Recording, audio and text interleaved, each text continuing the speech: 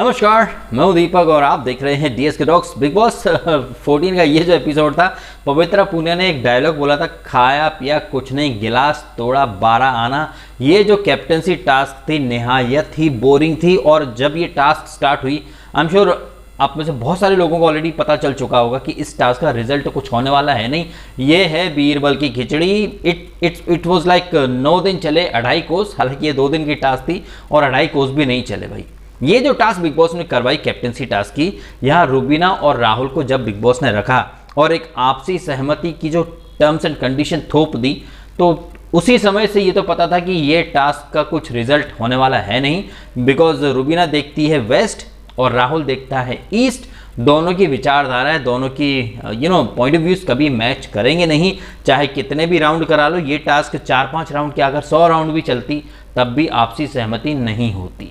शायद ये वाली बात बिग बॉस खुद भी जानता था। इसीलिए कल के एपिसोड में हम एक और कैप्टनसी की दावेदारी वाली टास्क देखेंगे, यहाँ पर रिश्तों की अहमियत शायद हमें देखने को मिले। क्योंकि इस एपिसोड, जब ये नोट पर एपिसोड खत्म हुआ है, एंड में एक वॉइस ओवर बिग बॉस ने दिया कि 6 हफ्ते के बाद घर वाले अच्छी तरह जान गए हैं कि कौन अपना है कौन पराया है, और आने वाले समय में पता चलेगा कि कौन अपना साथ देता है या कौन अपना पराई की तरह बिहेव करता है। जैसे कि इस एपिसोड में हमें एक चीज़ काफ़ी बढ़िया तरीके से दिखाई दे गई है कि जास्मीन भसीन, जो डे 1 से रुबीना और अभिनव की दोस्त थे, वो इतनी भी अच्छी और जेन्युइन दोस्त नहीं है। मौका पड़ने पर जास्मीन भसीन वो ठग्गू के लड्डू है ना, ऐसा कोई सगा नहीं जैसे ठग्गू ने ठगा नहीं।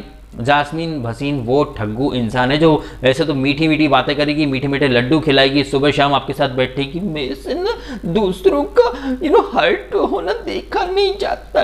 मैं ऐसी हूँ नहीं यार कि मैं किसी को हर्ट करके खुश हो सकूँ। हाँ, हमने भी खूब देखा है। कितनी बड़ी वाली 56 छुरी हो तुम जिसके पास बैठो तुम उसी का सुपड़ा साफ कर दो। ये तुम हो जास्मीन भसीन, 1 नंबर की नागिन हो तुम। एंड जब से तुम्हारे एनाकोंडा के मतलब राम मिला है जोड़ी यार, एक अंधा एक कौड़ी, ये जोड़ी है। एक सपेरा बीन बजाता है एनाकोंडा और ये नागिन नाचती है फन फैला के। और टुवर्ड्स एंड वो अभिनव से बातें भी कर रही थी कि अली का गेम अलग है, इसका जास्मीन का गेम अलग है। कितनी बड़ी दोगली है, भयंकर दोगलापन इसने इस एपिसोड में भी दिखाया। कल तक लोग कविता को घमंडी कह रहे थे, कविता ज़बरदस्ती पंगे लेती। आपने देखा इस एपिसोड में जास्मीन ज़बरदस्ती पंगा लेना चाहती थी। कविता ने तो कुछ बात नहीं की थी जास्मीन से। कविता तो इनफैक्ट राहुल के साथ बैठी थी, जास्मीन ज़बरदस्ती बीच में कूदी थी सास बन के। हर्ट हुआ। अगर जास्मीन ये कह रही है कि उसे कविता की कुछ बातें कल जो की थी वो हर्ट हो गई, तो बातों को एक्सप्रेस करेगी, तो यार फिर कविता भी कर सकती है ना। कर सकती है नहीं कर सकती, आप स्वयं विचार कीजिएगा। क्या सारे चीज़ों को एक्सप्रेस करने का हक सिर्फ जास्मीन, अली या इन्हीं लोगों को है क्या? कविता को नहीं है क्या? कविता थी गलत उस टाइम पर, लेकिन कल कविता गलत बिल्कुल भी नहीं थी। कविता कल सही थी और आज भी बहुत सही गई है वो। आज उसने एजाज को भी कहीं ना कहीं का आईना दिखा दिया। जब एजाज बात कर रहा था निकी के लिए, ये दोनों एक दूसरे पे हगेंगे और ऐसा कुछ बकवास टाइप की कर रहा था एक दूसरे पर, तो कविता ने वहाँ पर भी आके अच्छा एक आईना दिखा दिया कि एजाज जी, आपको अगर बात करनी है तो निकी से डायरेक्ट करो, एक दूसरे मत बोलो, क्योंकि फिर झगड़ा होगा तो सोशल मीडिया पे लोग लग जाएंगे कि कविता ज़बरदस्ती में अटेंशन के लिए झगड़ा करती है, पंगा करती है। जबकि हमने इस एपिसोड में देख लिया, यहाँ पर भी लोग जानबूझकर कविता के नाम से ही फुटेज लेना चाह रहे हैं। Kavita, again I am repeating myself, Kavita जब गलत थी तब थी, अब कविता गलत नहीं है। कल भी गलत नहीं थी, आज भी गलत नहीं थी। एनीवे, तो ये एपिसोड स्टार्ट हुआ था वही राजा रानी, एक था राजा एक थी रानी, दोनों मर गए, खत्म कहानी। हालांकि बिग बॉस ने एंड में बोला था दिल टूट गए या दिल बचे ही नहीं, खत्म कहानी।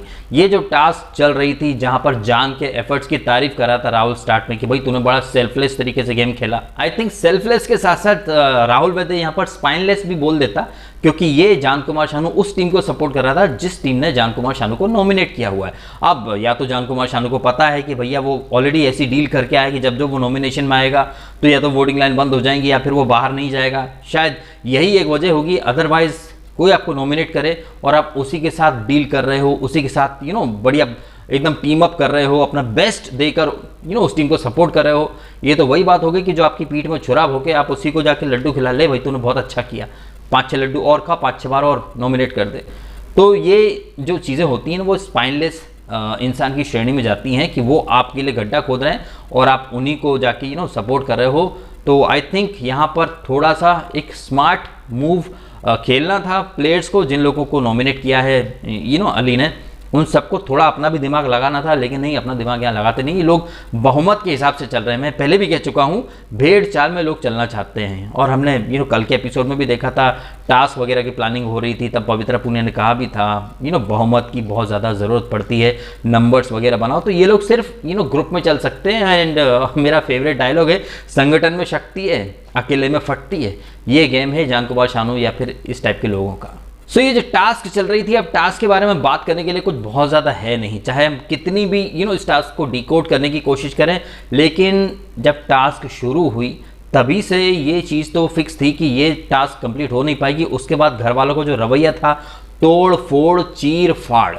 और आज के एपिसोड में चाहे वो जास्मीन भसीन जो एकदम मच्छी मार्केट में जैसे आवाज़ ही नहीं आती, फाड़ देगी मतलब फाड़ देगी, और अली पागल सांड की तरह घुस रहा इधर उधर, और एजाज जिन्हें कोई टच कर दे तो शोल्डर में हाय तौबा मचती है। अली ने ज़बरदस्त टक्कर टाइप की मारी और बहुत गुत्थम गुत्ता हुए। एजाज के शोल्डर में बिल्कुल भी दर्द वगैरह नहीं हुआ। एजाज ने काफ़ी अमाउंट पैसे जो करेंसी थी वो छुपा के रखी थी। छुपा तो बहुत सारी करेंसी ली चचा, लेकिन हुआ क्या, कुछ ना हो पाया भाई। ये बीरबल की ऐसी खिचड़ी थी जो मतलब बहुत मसाला इसमें मारा गया, मतलब खूब भर भर के प्लानिंग हो रही है, प्लॉटिंग हो रही है, धक्कम धुक्की हो रही है, खींचातानी हो रही है, तर्क वितर्क हो रहे हैं। रुबीना के लिए अभिनव बीच में कूद रहा है। भाई अभिनव, रुबीना सक्षम है अपने जवाब देने के लिए, एंड रुबीना अभिनव भी सक्षम है अपने जवाब देने के लिए। तो ये जो पति पत्नी वाला जो आप खेलते हो ना, पति पत्नी और सस्ता वकील और बीच में घुसना, ये थोड़ा बंद कीजिए। क्योंकि रुबीना, आपने खुद ने जब बिग बॉस वो सामान वाला कांड हुआ था तो आपने बिग बॉस के अंदर बोला था, सलमान को भी बोला था कि आप दो अलग अलग प्रोफेशनल्स हो, इंडिविजुअल्स हो, तो ऑब्वियसली दो अलग इंडिविजुअल्स हो तो दोनों की अलग अलग ज़बान भी है। तो अपने मुद्दे आप खुद बोलो। राहुल और रुबीना का जब चल रहा था आपसी सहमति का जो वाद विवाद, वहाँ अभिनव को नहीं बोलना था। आप पप्पू सिंगर बोलोगे तो फिर आपको नल्ला इंसान बोला जाएगा, फिर आप गटर माउथ बोलो या कुछ भी बोलो, लेकिन कहीं ना कहीं आपका वहाँ पर बोलना बिल्कुल भी बेफजूल था। राहुल और रुबीना ही वहाँ पर बोलने के लिए बिग बॉस ने बोला था, लेकिन अभिनव को बीच में कूदना बिल्कुल भी नहीं चाहिए था। अगर उसे वकील बनने का इतना शौक है तो बिग बॉस के बाहर निकले और फिर वकालत शुरू कर दे, क्योंकि ये बीच बीच में वकील बन के कूदना कहीं ना कहीं बहुत ही मतलब शो में एक इंटरेस्ट जो अगर बना भी है पब्लिक का तो वो हट जाता है। क्योंकि फिर लोगों को क्या लगता है कि भाई रुबीना सक्षम ही नहीं है बोलने के लिए, उसको तो किसी सहारे की ज़रूरत पड़ती है। ऐसा करके अभिनव और रुबीना वाइस वर्सा दोनों ही एक दूसरे को कमज़ोर साबित करते हैं। हालांकि ये पॉइंट बाद में रुबीना ने भी अभिनव को समझाया। रुबीना सक्षम है, वो जवाब दे सकती है, अच्छे से जवाब दे सकती है। शिक्षिका वर्ड के ऊपर जब राहुल बहुत बार बोल चुका है शिक्षिका शिक्षिका, तो आज रुबीना ने वो वर्ड पकड़ लिया कि शिक्षिका का मजाक उड़ा है, मतलब आप अपने गुरुओं का मजाक उड़ा रहे हो। अब भले ही राहुल ने जो बोला कि आप तो टॉपिक चेंज कर देती हो, अलग ही नैरेटिव दे देती हो, तो राहुल बेटा आप भी सोच समझ के बोला करो ना। आपको सलमान भी बोल चुके हैं कि choose your words wisely, Farah Khan भी बोल गई थी, और वो चीज़ इसने अभिनव ने भी आई थिंक हाईलाइट की थी कि तू 9 बात के बाद 10वीं बात ऐसी बोल देता है कि सब करे कराए पर हक देता है। तो राहुल अपने वर्ड्स थोड़ा तौर तरीके से इस्तेमाल करे, क्योंकि वो भी अपने गुरुओं का आभारी है। तो अगर शिक्षिका शिक्षिका बोलकर टॉन्ट मार रहा है तो वो अपने गुरुओं का भी अपमान कर रहा है, और ये टॉपिक डाइवर्ट नहीं हो रहा है, ये टॉपिक वहीं जा रहा है जहाँ ये जाना चाहिए। आपको शिक्षिका भी बोलना है और शिक्षिका का फिर तंज भी मारना, मजाक भी करना, तो फिर आपके गुरु भी आपके शिक्षक ही थे।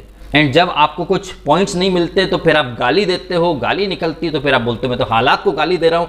तो फ्रस्ट्रेशन तो खैर कहीं ना कहीं डेफिनेटली थी राहुल के अंदर, और ये फ्रस्ट्रेशन आई थिंक अभिनव बीच में कूद रहा था, शायद इस वजह से हम कह सकते हैं। बाकी ज़रूरी तो नहीं था कि आप अपने पॉइंट प्रूव करने के लिए गालियाँ ही दो, गाली दिए बगैर भी अपनी बातें रखी जा सकती थी। फिर क्या एक मुद्दा मिल जाता है वीकेंड पर कि जब आपको बातें नहीं आती तो फिर आप गाली गलौज पे उतर आते हो, जो कि कहीं ना कहीं सरासर गलत था। तो भैया यही सब प्लानिंग प्लॉटिंग हुई खूब, मतलब बीरबल की खिचड़ी में खूब नमक घी मसाला, मतलब रात में बैठे बैठे कोने में प्लॉटिंग हो रही, तेरे पास कितना पैसा, तेरे पास कितना पैसा है, ये करेंगे वो करेंगे। उधर एजाज का अपना गेम चल रहा है, अली उसको कन्विंस कर रहा है, इधर पवित्रा का अलग गेम चल, मतलब सब कोने कोने में ऐसी प्लानिंग हो रही है। मतलब इतनी प्लानिंग तो वर्ल्ड लीडर्स भी नहीं करते हैं, ग्लोबल इकोनॉमिक्स या फिर वर्ल्ड पॉलिटिक्स के ऊपर जितनी मीटिंग और जितनी प्लानिंग प्लॉटिंग यहाँ हो रही थी। बाहर बैठे हम ऑडियंस को तो अच्छे से पता था कि ये कुछ नहीं होने वाला, खाना पीना कुछ नहीं, गिलास थोड़ा बारह आना, लेकिन इनकी प्लानिंग देखने में बड़ा मजा आता। मतलब ऐसी भर भर के प्लानिंग, और सवेरे सवेरे उठ के निकी तंबोली सारे हार्ट्स तोड़ रही है, रात को जान कुमार शानू सारे हार्ट्स तोड़ रहा है, खूब डिस्ट्रक्शन मोड ऑन था यहाँ पर। एंड ताज्जुब की बात है कि ये सब तोड़ फोड़ चल रही है और लोग इसको टास्क कहते हैं भाई, इसको इंटरटेनमेंट भी कहते हैं कई लोग, जबकि ये अव्वल नंबर का मतलब एक अखंड लेवल का चूतियापा था। टास्क किसी का पल्ले पड़े नहीं, बस खींचो तोड़ो। खैर हम घर वालों को इतना क्रिटिसाइज नहीं कर सकते हैं, इतना हार्शली उनको हम निंदा नहीं कर सकते, क्योंकि यहाँ पर निंदा बिग बॉस की करनी लाजमी है, क्योंकि बिग बॉस ने जानबूझकर आपसी सहमति की कंडीशन रख दी थी जो कि हो ही नहीं सकती थी। It was like a mission impossible. Task के बियॉन्ड हम दूसरी बातें कर लेते हैं भैया। टास्क जब रात का समय था, अली, जास्मीन और राहुल बात कर रहे थे। भाई राहुल ने यहाँ क्लियर तरीके से बात कर दी कि जास्मीन तेरी फर्स्ट प्रायोरिटी में है, तू जास्मीन की फर्स्ट प्रायोरिटी में, सेकंड प्रायोरिटी में भले ही अली की प्रायोरिटी में, सेकंड प्रायोरिटी में राहुल है, लेकिन जास्मीन की सेकंड प्रायोरिटी अभिनव है।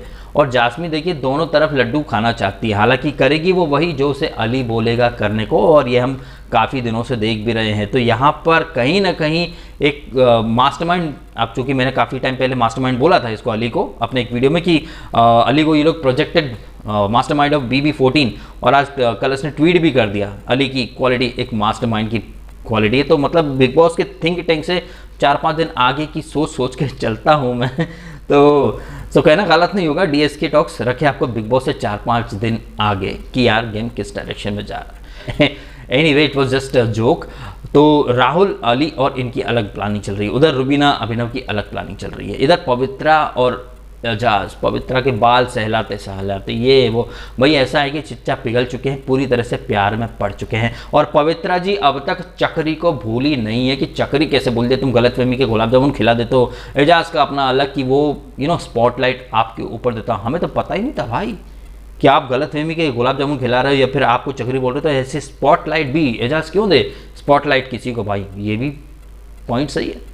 कल को अगर नॉमिनेट करना होगा तो एजाज आप ही को नॉमिनेट करेगा पवित्रा जी, वाई, बिकॉज स्पॉटलाइट दे रहा है वो आपको। एंड ऐसे ही अगर पवित्रा भी एजाज को फिर तोहमत मारे या फिर कोहनी मारे तो फिर वो भी स्पॉटलाइट ही होगी एक तरीके से।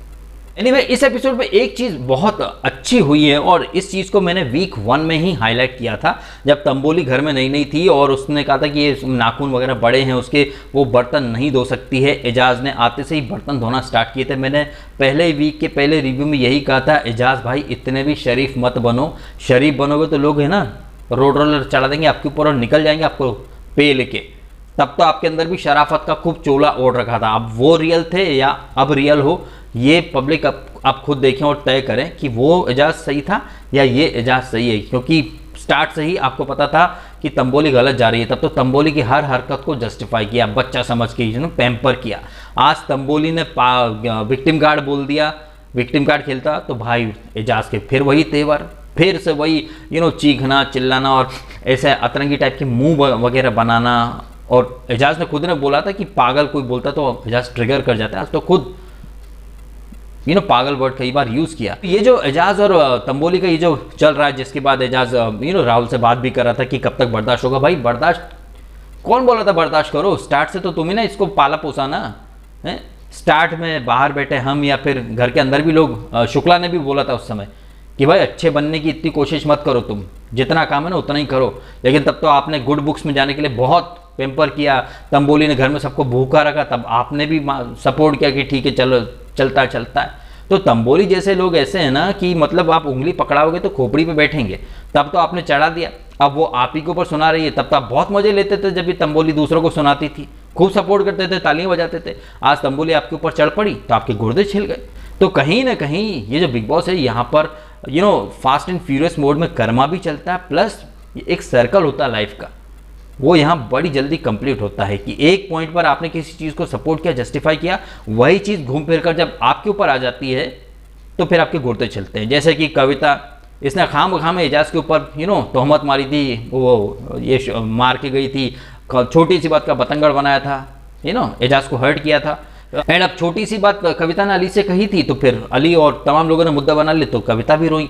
तो उन्हें उनका कर्मा मिला, एजाज को इनका कर्मा मिल ही रहा है। आपने जिस चीज़ को पैम्पर किया वही चीज़ अब आपके ऊपर आ गई। बर्तन वगैरह की बात कि वो ढंग से नहीं धो रही तो स्टार्ट से ही टोकना था ना। तो ये एक सर्कल है बिग बॉस का जो कि मुझे काफ़ी इंटरेस्टिंग लगता है, और ये चीज़ें मैं बहुत अच्छी तरीके से पकड़ने की कोशिश करता हूँ कि क्या उस समय बोला, फिर बाद में कैसे अपनी बातों से ये लोग कॉन्ट्राडिक्ट कर गए। ये काफ़ी इंटरेस्टिंग चीज़ होती है बिग बॉस की। अब यह एक चीज़ हम और कह सकते हैं, क्योंकि निकी जो कि कल तक एजाज को बहुत पसंद थी, सडनली एजाज को इतनी उससे चिढ़ इसलिए है क्योंकि वो कविता के पास बैठी हुई है और कविता से 36 का आंकड़ा चल रहा है एजाज साहब का। अब ये 36 का जो आंकड़ा है वो कितना चल पाएगा कितना नहीं चल पाएगा ये तो आने वाले समय में पता चलेगा। लेकिन एक बात और, भाई बहन ये जो भाई भाई का जो गेम खेल रहे थे जान और एजाज, हमें कल फिर इनका ही एक अलग तेवर देखने को मिलेगा। तो पिछले 2-3 दिनों से स्पॉटलाइट जो है वो एजाज के ऊपर काफ़ी है और काफ़ी टाइम से एजाज का एक जो बहुत ही सेंसिबल इंसान का और बहुत ही क्लासी टाइप का जो एक नकाब था वो धीरे धीरे उतरता चला जा रहा है। कविता से पंगा हुआ, निकी से हुआ, कल जान कुमार शानू से फिर होगा, जबकि निकी और जान तो काफ़ी ज़्यादा क्लोज थे एजाज के। अब इन्हीं से एजाज के पंगे हो रहे हैं। तो क्या एजाज स्टार्ट में फेक थे या एजाज अब फेक है? हालांकि वो बहुत स्मार्ट तरीके से गेम को स्टडी कर रहे हैं। उन्होंने पवित्रा और अली से बात भी की थी कि कैसे क्या गेम घुमाया जाता है, कैसे क्या होगा। तो एजाज या तो गेम की अच्छी खासी स्टडी करके आए कि उन्हें कब कौन सा मूव चलना है, कब कौन सा मोड ऑन करना है, कब कौन सा मोड ऑफ करना है। ये आई थिंक एजाज ने काफ़ी कैलकुलेट करके ये सारी चीज़ें दिमाग में फिट कर रखी हैं और वो उसके हिसाब से चल रहे हैं। और अगर ऐसा वो कर रहे हैं दैट मीन्स वो बिल्कुल भी रियल नहीं है। वो अपनी छुपी हुई जो पर्सनैलिटीज़ हैं, जो मुखौटे हैं, वो टाइम एंड मौके की नज़ाकत के हिसाब से निकाल के बाहर ला रहे हैं। तो इन माय ओपिनियन ये रियल पर्सनैलिटी नहीं है, ये काफ़ी सोची समझी प्लान की हुई एक्टिविटीज़ हैं, ऐसा मुझे लग रहा है। मैं गलत भी हो सकता हूँ, बाकी आप कमेंट करें आपके ओपिनियन इन तमाम बातों के बारे में। वीडियो अच्छा लगा हो तो लाइक करना, कमेंट करना, शेयर करना और सब्सक्राइब भी करना DSK टॉक्स को अगर आपने नहीं किया है तो। आपने समय निकाला, वीडियो देखा, आपका बहुत बहुत धन्यवाद।